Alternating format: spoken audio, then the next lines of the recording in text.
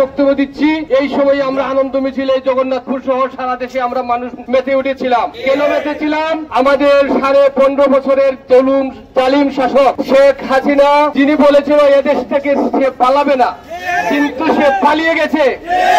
পালিয়ে কেন গেছে? এমন জুলুম করেছিল, এদেশে তার কোন 56,000 বর্গ মাইলের টাই হয় নাই। সেই বর্ষপূর্তি উপলক্ষে আজকে আমরা এখানে মিছিল সমাবেশ করলাম। আজকের এই মিছিল সমাবেশ আমাদের কাছে অত্যন্ত গুরুত্বের দাবি রাখে। কেন দাবি রাখে? আমরা কি এমনি এমনিতে মিছিলের সুযোগ পেয়েছি? আমাদের প্রায় 2000 ছাত্র এবং আমাদের শ্রমিকরা নিহত হয়েছে, তাদের বুকের তাজা রক্ত বিলিয়ে দিয়েছে। অনেক ভাইয়েরা তাদের চক্ষু হারিয়েছে, তাদের পা হাত পা অনেক কিছু হারিয়েছে, অনেক লোক আহত। তাদের রক্তের উপর আমরা, তাদের রক্ত সমুদ্রের উপর আমরা আজকের এই মিছিল সমাবেশে এসেছি।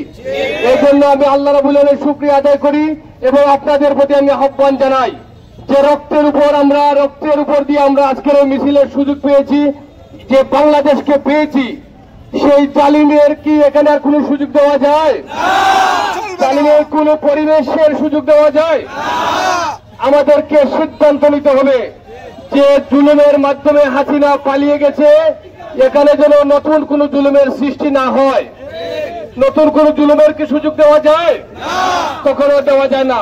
যারা শহীদ হয়েছে, যারা রক্ত দিয়েছে, তারা তাদের দায়িত্ব পালন করে গিয়েছেন। আমাদের দায়িত্ব হচ্ছে, আবার যদি রক্ত দেওয়ার প্রয়োজন হয়, আবার যদি দেশকে রক্ষা করার প্রয়োজন হয়, আমরা আমাদের বুকের রক্ত ঢেলে দিতে প্রস্তুত আছি। আপনারা কি প্রস্তুত আছেন? আবার যদি কোন স্বৈরাচার মাথা চারা দিতে চায়, তাহলে জুলাই শহীদদের মতো আমরা শহীদ হতে প্রস্তুত রয়েছি। শহীদ আছে হাত দেখতে চাই।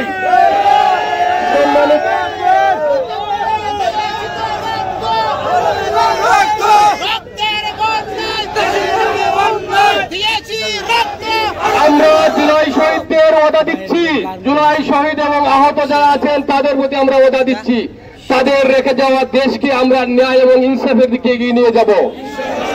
বাংলাদেশ জামাত ইসলামী কোন অন্যায়ের সাথে কখনো আপোষ করে নাই।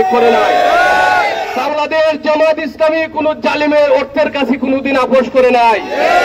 জালিম জেলে পুরেছে, হত্যা করেছে, ফাঁসি দিয়েছে, কিন্তু জামাতের কোন নেতা জালিম হাসিনার সাথে আপোষ করে নাই। এটা শুধু হাসিনার সাথে না, শেখ মুজিবের সাথে আপোষ করে নাই, আইয়ুব খানের সাথে আপোষ করে নাই। এরই ধারাবাহিকতা আজকে বাংলাদেশ জামাত ইসলামী দাঁড়িয়েছে। আমি আমার প্রিয় জগন্নাথপুরবাসীকে বলতে চাই, আপনারা বাংলাদেশ জামাত ইসলামীর উপর ভরসা রাখতে পারেন। জামাতের কোন নেতা আপনাদের উপর কখনো জুলুম করবে না, কোন চাঁদাবাজির জন্য আপনাদের সামনে যেতে পারবে না। যদি কেউ আপনাদের সামনে যায়, আমাদের এখানে আমির নায়েব সেক্রেটারি আছেন, আমি অ্যাডভোকেট ইয়াসিন খান আছি, আপনারা আমাদের সাথে যোগাযোগ করবেন। দেখবেন আমাদের কোন কর্মী, কোন সমর্থক সেই কাজের দিকে কখনো সাহস করবে না।